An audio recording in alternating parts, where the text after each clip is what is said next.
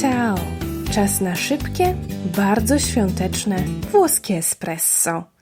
Dziś chciałabym Ci podrzucić piosenkę młodego włoskiego artysty, który był odkryciem tegorocznego festiwalu w Sanremo. To Lucio Corsi i piosenka Nella notte di Natale, w bożonarodzeniową noc. Dzisiejsze espresso to będzie jej fragment.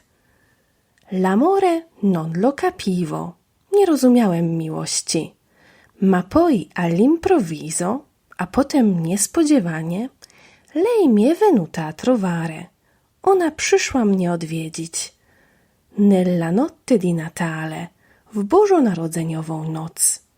Niech ta notte di Natale będzie magiczna. Dobrego świątecznego czasu. Buon Natale!